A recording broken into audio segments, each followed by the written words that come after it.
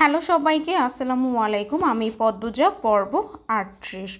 পদ্মজা নূরজাহানের পা টিপে দিচ্ছে। তার মূল উদ্দেশ্য রুম্পার ঘরে যাওয়া। সকাল থেকে বারংবার রুম্পার ঘরে ঢোকার চেষ্টা করেছে, পারেনি। মদন কিছুতেই ঢুকতে দেয়নি। তার এক কথা, নূরজাহান না বললে ঢুকতে দিবে না। অজ্ঞতা পদ্মজা নিরাশ হয়ে নূরজাহানের ঘরে এসে পা টিপা শুরু করে। যদি একটু পটানো যায়। ঘণ্টাখানেক ধরে সে নূরজাহানের পা টিপছে। হাত ব্যথায় টনটন করছে। নূরজাহান আয়েশ করে ঘুমাচ্ছেন। কখন যে ঘুম ভাঙবে, এভাবেই কেটে যায় আরও অনেক সময়। নূরজাহান চোখ মেলে তাকান। পদ্মজাকে বললেন, এখনও আসো? পদ্মজা মৃদু হাসল। নূরজাহান বললেন, অনেকক্ষণ হয়েছে, যাও, এখন ঘরে যাও। পদ্মজার চোখে মুখে আধার নেমে আসে। পরক্ষণে মিষ্টি করে হেসে বলল, আপনার ঘুম ভালো হয়েছে? সে হয়েছে। দাদু, একটা প্রশ্ন করেই করো। রুম্পা ভাবিকে যেদিন দেখেছিলাম অনেক নোংরা দেখাচ্ছিল। ওনাকে পরিষ্কার রাখার জন্য একটা মেয়ে দরকার, কিন্তু সবসময় মদন ভাইয়া পাহারা দেন। সারের লাগান শক্তি ওই সেরির। হ্যারলগে সেরিরা পারবো না, সবাই ডরায়। তাই বলে এভাবে অপরিষ্কার থাকবে সব সময়? সবাই ডরায়, কেউ যাইব না সাফ করে দিতে। তুমি বেহুদা কথা বলতেছো। নূরজাহানের কঠিন কণ্ঠের সামনে পদ্মজার আসল কথাটা মুখে আসছে না। সে মনে মনে নিজেকে প্রস্তুত করে নিয়ে বলল, আমার মনে হয় আমি পারবো। ভাবি আমাকে আঘাত করবে না। আমাকে যাওয়ার অনুমতি দিতেন যদি। পাগল হয়েছে দিশেরি, কেমনে খামসায়া ধরছিল মনে নাই। আর কথা কইও না, যাও এখান থেকে।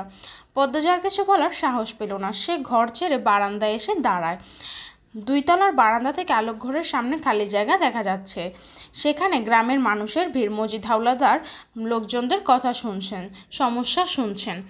কাউকে অর্থ দিয়ে সাহায্য করছেন, কাউকে বা ধান দিয়ে। এই ব্যাপারটা প্রায় ঘটে। পদ্মজার খুব ভালো লাগে, গর্ব হয়। পূর্ণা ঘাটে বসে আছে। মাদিনী নদীর জলের স্রোতে তার দৃষ্টি স্থির। প্রান্তপ্রেমা স্কুলে গিয়েছে, সে যায়নি। ইদানি সে স্কুলে একদমই যায় না, ভালো লাগে না। পদ্মজা যাওয়ার পর থেকে সব কিছু যেন থমকে গেছে। পদ্মজার শূন্য জায়গাটা কিছুতে পূর্ণ করতে পারছে না। বাড়ির প্রতিটি কোণে সে পদ্মজার স্মৃতি খুঁজে। এই তো এই ঘাটে বসে দুজন কত সময় পার করতো, কত গল্প করতো। আজ পদ্মজার জায়গা শূন্য। পূর্ণা অনুভব করলো সে তার মায়ের চেয়েও বেশি পদ্মজাকে ভালোবাসে। পদ্মজার প্রতিটি কথা কানে বাজে। এতদিন হয়ে গেল, তবু এই শোক, এই শূন্যতা কাটিয়ে উঠতে পারছে না সে। পূর্ণার চোখ দুটো ছলছল করে ওঠে। সে নিচের ঠোঁট কামড়ে 2 বার ডাকলো, আপা, আপারে। বাসন্তী দূর থেকে পূর্ণাকে দেখতে পেলেন। জুতা খুলে পা টিপে হেঁটে আসেন, পূর্ণার পাশে বসেন। পূর্ণা এক ঝলক বাসন্তীকে দেখে দ্রুত চোখের জল মুছল। এরপর বলল, আপনি এখানে আসছেন কেন? প্রশ্ন ছুড়ে দিয়ে পূর্ণা তীক্ষ্ণ দৃষ্টি মেলে বাসন্তীর দিকে তাকালো। দেখতে পেল বাসন্তীকে আজ অন্যরকম লাগছে। আর একটু খেয়াল করে বুঝতে পারলো অন্যরকম কেন লাগছে। আজ বাসন্তীর ঠোঁটে লিপস্টিক নেই, কপালে টিপ নেই, চোখে গাঢ় কাজল নেই। থুতনির নিচে সবসময় কালো 3টা ফোঁটা দিতেন, সেই 3টা ফোঁটাও নেই। পূর্ণা বাসন্তীর হাতের দিকে তাকালো। হাতেও 2-3 ডজন চুড়ি নেই। 2 হাতে শুধু 2টো সোনার চিকন চুড়ি। পূর্বের প্রশ্নের উত্তরের অপেক্ষা না করে পূর্ণা পাল্টা প্রশ্ন করলো, আপনি আজ সাজেননি? না সাজলে ভালো লাগে না? বেশ আগ্রহ নিয়ে জানতে চাইলেন বাসন্তী। পূর্ণা বাসন্তীর চোখে মুখে স্নিগ্ধতা খুঁজে পেল। মায়াবী প্রাকৃতিক সৌন্দর্য, চকচকে গাল, 40-এর উপর বয়স মনেই হয় না। কিন্তু মুখে কিছু বলল না পূর্ণা। সে চোখ সরিয়ে নিল। বাসন্তী বললেন, আমার সাথে গপ করবা? আমার ঠেকা পড়েনি। পূর্ণার ঝাঁঝালো স্বর। বাসন্তী পূর্ণার পাশ ঘেঁষে বসেন। পূর্ণা বিরক্তিতে চোখ মুখ কুঁচকে ফেলল। কিছু কঠিন কথা শোনানোর জন্য প্রস্তুত হলো সবেমাত্র। তখনই বাসন্তী বললেন, আম্মা, আমি তোমার আব্বারে ভালোবাসছিলাম সত্যি, তবু শেষ বয়সে আইসে একটা ভুল কইরা ফেলে। ভুল যখন বুঝতে পারি তোমার আব্বারে বলি, কিন্তু তোমার আব্বা মুখ ফিরাইয়া নিল। আমার তোমার আব্বা ছাড়া আর কোনো গতি ছিল না, তাই গ্রামের মানুষ নিয়ে আসছিলাম। আমার এই কাজের জন্য তোমাদের এত বড় ক্ষতি হবে জানলে এমন করতাম না। যাক গেছে সব কথা। তোমার আব্বা আমারে আজও মেনে নেয় নাই, তাতে আমার দুঃখ নাই। তোমার আম্মা তো আমার ছোট বোনের মতো। আমি একটা ছোট বোন পাইছি।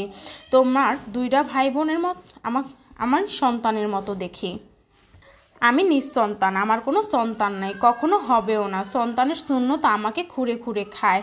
তোমাদের বাড়িতে আসার পর থেকে সেই দুঃখ ঘুচে গেছে। প্রান্তপ্রেমা যখন আমারে বড় আম্মা কইয়া ডাকে, আমার খুশিতে কান্দন আইসা পড়ে। শুধু ভালো লাগে না তোমার মুখটা গোমরা দেখলে। বিশ্বাস করো আম্মা, তোমার মারে আমি তাড়াইতে আসি নাই। সে হইছে হীরার টুকরা, তার মতো মানুষ হয় না। যা চেয়েছি আর যা পেয়েছি শুধু তার জন্যই পেয়েছি, সেটা তোমার আম্মা আমাকে দিয়েছে। আমি চাই না আমার জন্য তুমি কষ্ট পাও। আমি তোমারে বলবো না আমারে আম্মা ডাকতে, শুধু চাই তুমি আমাকে মেনে নাও, ভালো থাকো, হাসি খুশি থাকো। আমি তোমার বন্ধু হতে চাই, তোমরা যেমনে বলবা আমি এমনিই চলবো। এই যে দেখো, তোমার সাজগোজ পছন্দ না বলে আমি আর সাজি নাই, আর কোনো দিন সাজবও না। আমি কি কম সুন্দর নাকি যে সাজতে হইব? পূর্ণার মন ছুঁতে পেরেছে বাসন্তীর কথা। পূর্ণা বরাবরই কোমল মনের, তবু শক্ত কণ্ঠেই বলল, আমি আপনার সাথে খারাপ ব্যবহার করব না, আপনি আপনার মতো থাকুন প্রেমাপ্রান্তকে নিয়ে, আমি আমার মতো থাকবো আমার মাকে নিয়ে, আমার আর কারো বন্ধুত্বের দরকার নেই। বাসন্তীর চোখ ছলছল করছে, তবু তিনি হাসতে কার্পণ্য করলেন না। বললেন, তোমার চুল অনেক সুন্দর আর লম্বা, এখন তো ভর দুপুর, বাইন্দা রাখো। পূর্ণা চুলগুলো হাত খোপা করে নিল, এরপর বলল, আম্মা এখনো ঘুমে? আম্মার কি যে হয়েছে, কখনো একদমই ঘুমায় না, আবার কখনো ঘুম ছেড়ে উঠতেই পারে না। পদ্মজার জন্য কান্দে দেহি, শরীর দুর্বল হইয়া পড়ছে, এজন্যই ঘুমাচ্ছে। পূর্ণা উঠে দাঁড়ায়। বাসন্তী বললেন, আমি রানছি বলে সকালে খাইলা না, এখন নিয়ে আইছি ভাত, পরে খাবো বলে পূর্ণা দ্রুত পায়ে বাড়ির ভেতর চলে গেল। হেমলতার ঘরে এসে দেখলো তিনি গভীর ঘুমে আচ্ছন্ন, চুল ছড়িয়ে আছে বালিশে, কেমন শুকিয়ে গেছেন। এতক্ষণ না খেয়ে থাকলে তো আরও শুকাবে, ডাকা উচিত। পূর্ণা ডাকলো, আম্মা আম্মা। হেমলতা সাড়া দিল না। পূর্ণা ঝুঁকে হেমলতার গায়ে হাত দিয়ে ডাকলো, ও আম্মা উঠো, এবার দুপুর হয়ে গেছে। আম্মা, ও আম্মা। হেমলতা চোখ খুলেন, চোখের মনি ফ্যাকাশে। তিনি উঠতে চাইলে হুট করে হাত কাঁপতে থাকলো। পূর্ণা উদ্বিগ্ন হয়ে বলল, কি হয়েছে আম্মা? হেমলতা কিচ্ছুটি বললেন না। পূর্ণা হেমলতাকে ধরে উঠালো। হেমলতা পূর্ণার দিকে চেয়ে থাকলো, ক্ষীণ স্বরে প্রশ্ন করলো, তুমি কে?